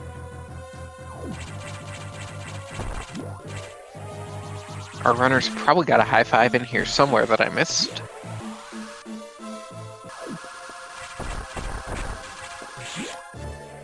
But Monkey is through Sector 6, and that means all that's left to clean up is Sector 2.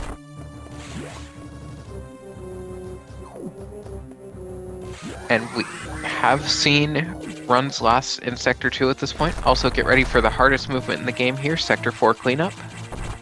Falling, falling, falling, and oh, Monkey clutched it out, falling down the entire length of the room. You'll love to see it.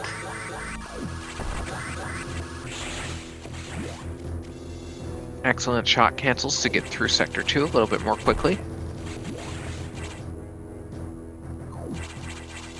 Monkey into Crumble City. Showing off why it's called Crumble City for us.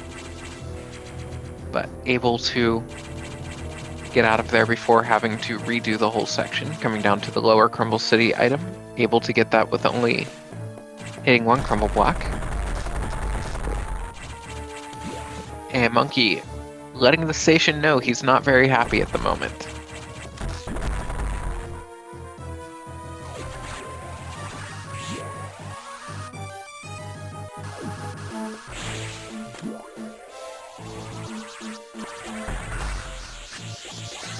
Let's see, is Sci-Fi going to go for the bomb jump, or is Sci-Fi committing to the crumble jump?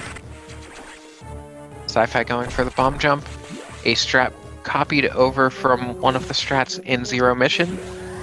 Most runners know what the strat is called. I forget because I am not a Zero Mission player. But Sci-Fi getting first try Run Crumbler.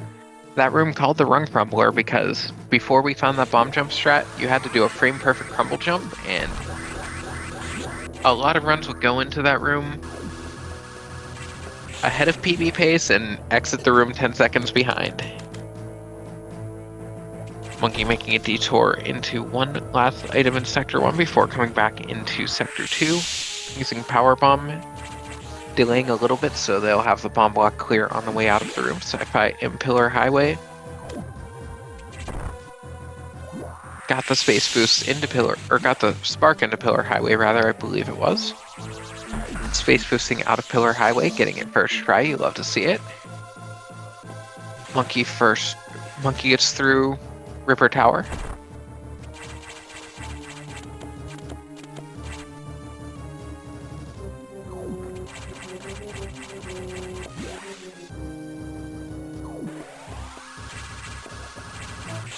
And an hour and a half into the run, we officially have a Wonderwall sighting. Chat, you may want to know why that room is called Wonderwall. Because it's by Oasis. This room, of course, being Oasis.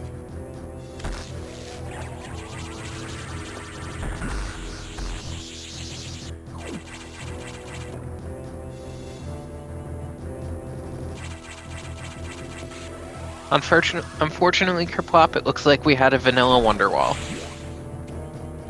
For some reason, all of these items are vanilla, and Sci-Fi executing in Sector 4, falling, and Sci-Fi through the Sector 4 cleanup. Able to fall all the way down the room. You'll love to see it.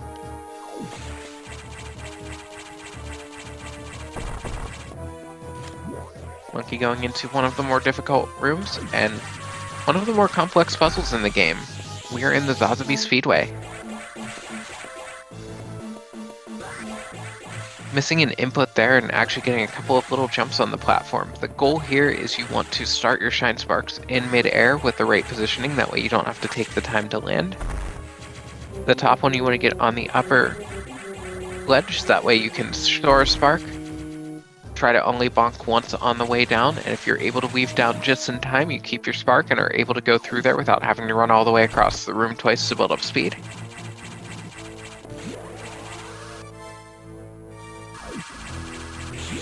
How's it going, P-Cal? Just watching a couple of runners put on an absolute clinic in Metroid Fusion here. Sci-Fi doing the brief dip to get back into Sector 1 here, going through the Kago, getting a double Red X drop. Not incredibly unlikely, but still you like seeing those. Monkey currently sitting pretty at 99%. Only has one more item to pick up.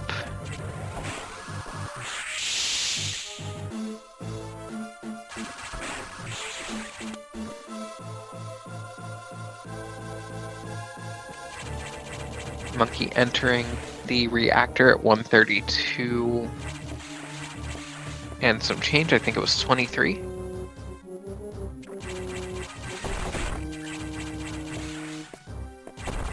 Now Sci-Fi going through the rest of Sector 2 cleanup.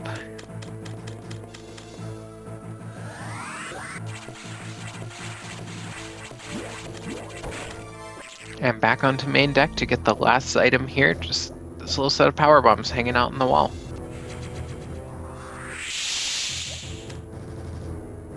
Locked behind green doors and power bombs, because why wouldn't we make this difficult to get to?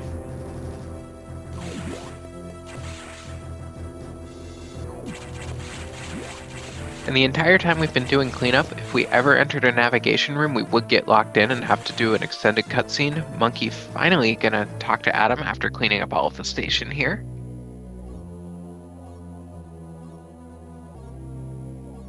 And we are rapidly approaching the end of the run.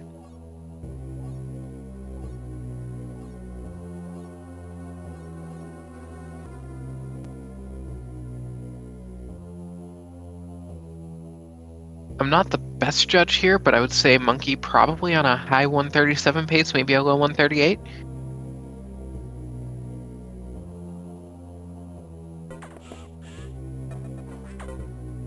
Monkey had a couple of small mishaps in Sector 6, but nothing too bad.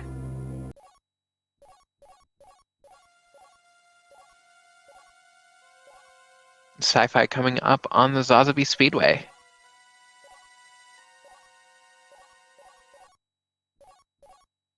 Which amuses me because this is one of the room names that a lot of people have trouble remembering, because when we were originally naming all of the rooms in this game, we had way too many things that we called highways, so we started giving things different names. The problem when you give things different names is no one can remember which name is which, so everyone still thinks everything is a highway.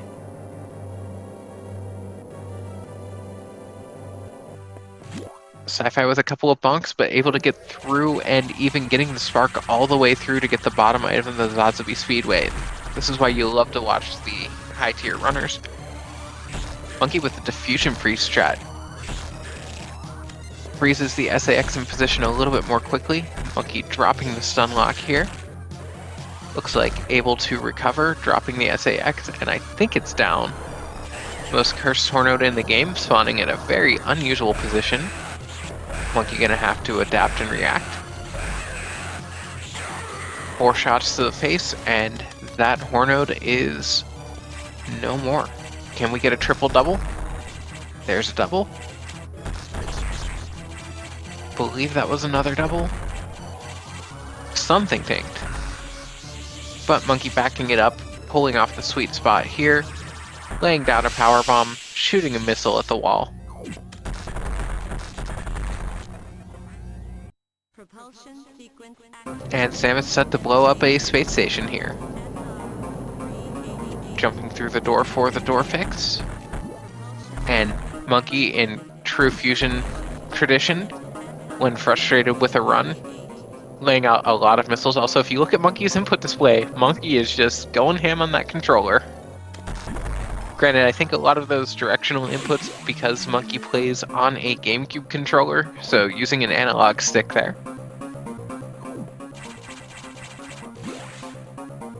Schmade, when doesn't Monkey cook?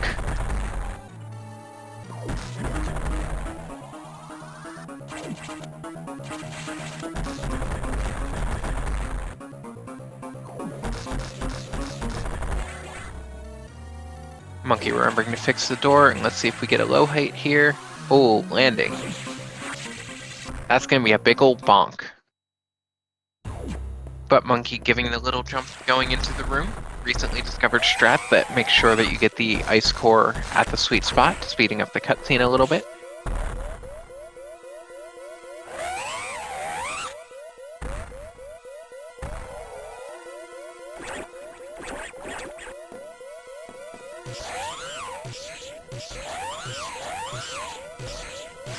I think Flash might be looking at some spoilers here. to destination. Monkey recovering from being down to 1 health, getting the stun lock on the Omega. Very difficult strat. You just wait for it to finish screaming, then hold up and press shoot a bunch. And get your GGs in chat for Monkey SMB, finishing with an official racetime.gg time of Flash with the call of 1:37:37. 0.59.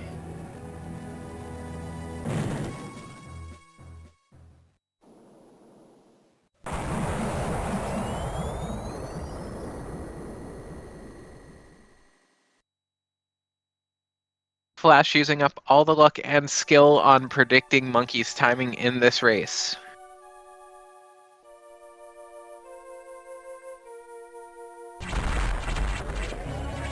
Meanwhile, Sci-Fi just getting onto the sax fight here. Hopefully sax fight goes a little bit better for him. And as we all know, 4-shot is a myth. We've marked Monkey done, so we should be getting Monkey in here for interview pretty quickly, assuming that he wants to talk at all. That looked like a double to me. That also looked like a double. And we are joined by Monkey SMB. GG's Monkey. Oh, GG's Monkey, who I can't hear. 1 second while I fix my headset. Propulsion sequence Oh, hey, I can hear the race now. You couldn't hear anything the whole time? I gaslit myself into thinking I heard it very quietly. I did a headset check in the pre-race setup and I was able to hear someone, so I guess my headset just waited to be cursed. But yeah, GG Monkey.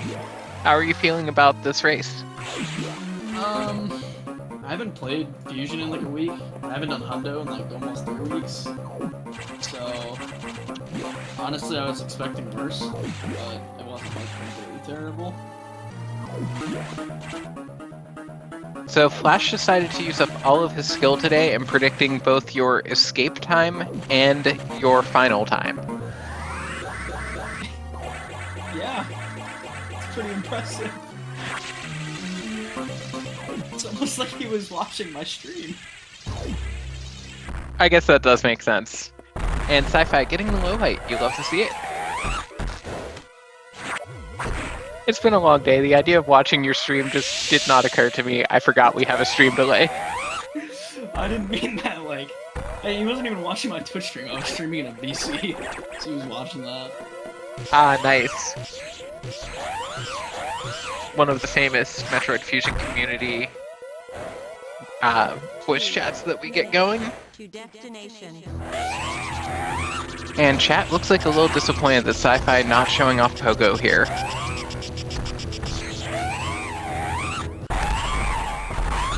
So, anything, Monkey, that you would like to have back from the run?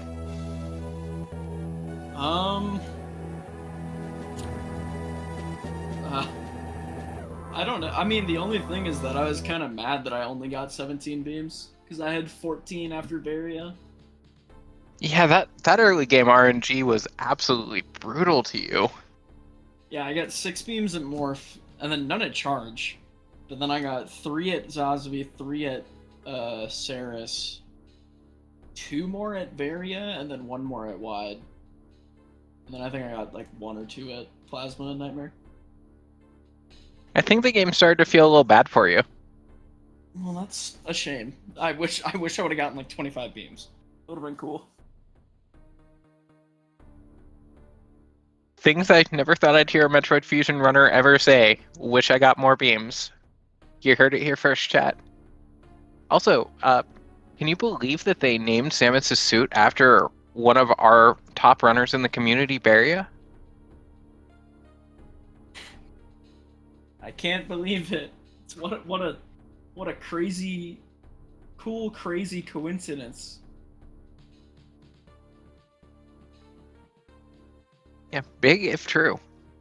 Also, get your GGs in chat for Sci-Fi, finishing with an official time of 1 hour, 40 minutes, and 47 seconds. And we are working on... we are now joined by Sci-Fi. GGs. Hello, How are you GG. feeling about your run?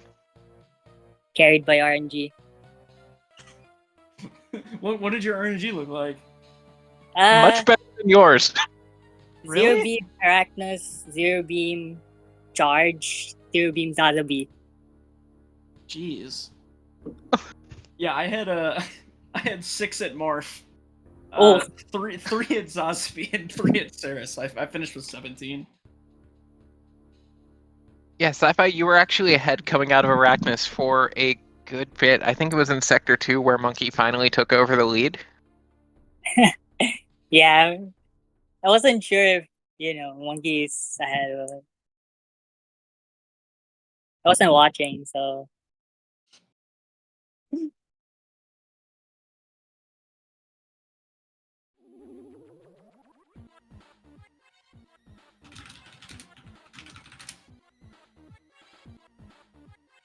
Also, I will open this up to chat. If chat has any questions that you'd like me to ask the runner, I will be happy to forward on your questions because I apparently have forgotten the past hour of my life and can't think of anything about this race.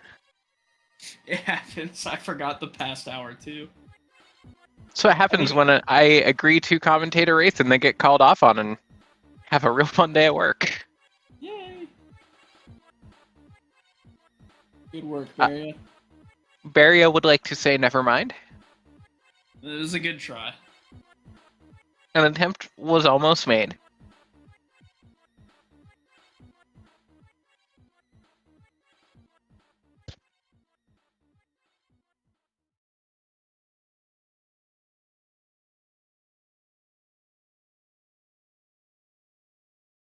Monkey, hot dog or hamburger? Hamburger. Solid choice.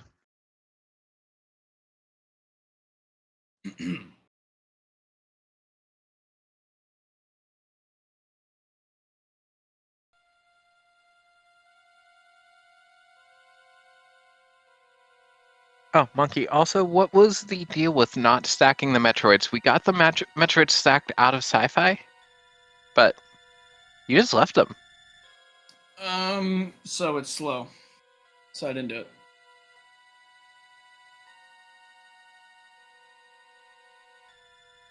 It's slow, but it's swag. Still slow.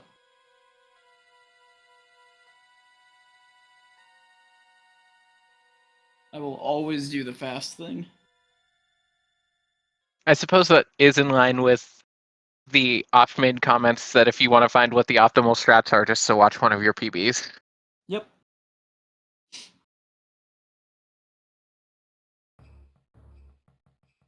At least we can all be happy that the Sector 5 Space Boost is the optimal strat for speed, so we get to see some swag coming out of here. Yeah, I got most of it. I dropped it in the second to last room, but I got most of it, which was fine. And then I'm looking over at the bracket here. Sci-Fi, this will unfortunately end your tournament run, but definitely want to give GG's for making it to the bracket and finishing in the top 8 here. And a GG. great performance against Monkey. Monkey, you're going to move on to play the winner of Thunder versus Herc. Who are you looking for? I mean, not to sound rude, I don't really care. I'll play whoever, and to win the tournament, you got to be the best, right? So I'll just beat everyone. Good call, good call. And most of the predictions that we have on the challenge page seem to agree with you that you're going for a win here, although we do have one that is saying that Thunder will go all the way. Who made that? Thunder? Nope. Herc. Okay, well. I mean, it's fine to be delusional every once in a while, I suppose. Varia, I'm not falling for the bait. You can try, but I'm not falling for it. If anybody wants to know what Herc called that set of predictions, you can go onto the challenge page and look at it yourself. That is a name. It's true. I think mine's better. I mean, we do have the United States of America claim another Olympic gold medal in Paris. It's pretty fire. That one I'm willing to say on stream. Also, I don't know, I'm not following the Olympics. I might have just timed that right. Maybe Autumn with the call. I mean, it is, yeah, the Olympics right now in Paris. And my prediction is me winning over Destructor and Grants, so title is pretty accurate. Pretty safe prediction. We've got a couple of prediction brackets in here that are going slightly contrarian and saying Destructor over you, but, you know, everyone can't put the same prediction because that just gets boring. I'm starting to think that Scotty might not win this tournament, though.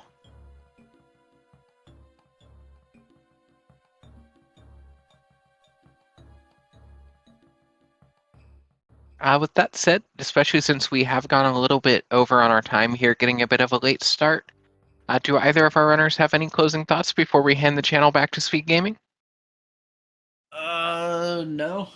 I'm good. Thank you guys for watching. Thank you, Autumn, for commentating. GG's to Sci-Fi. GG Monkey. Thank you, Autumn. Autumn, how was the screwless low height? I didn't notice that you did screwless there because I was just seeing Monkey get popped in, but shoutouts to going for that. I did notice you got low height. But I will have to watch back the VOD and enjoy that screwless. One of my favorite setups in the game. With that said, we don't have any further matches scheduled yet, but in the next week we will have a couple of other matchups that will be coming onto Speedgaming, onto a channel near you. We'll be looking at Thunder versus Hercules Bench Press, and we've got Mike Food versus Ronald Rage, so a couple of great races coming up. And of course, 2 more stages of the bracket after that to determine who the best Fusion 100% player is right now. With that, thank you to both of our runners for putting on a great show here, putting up some excellent times, and for participating in the tournament. Thank you to Speedgaming for giving us a channel here, and getting a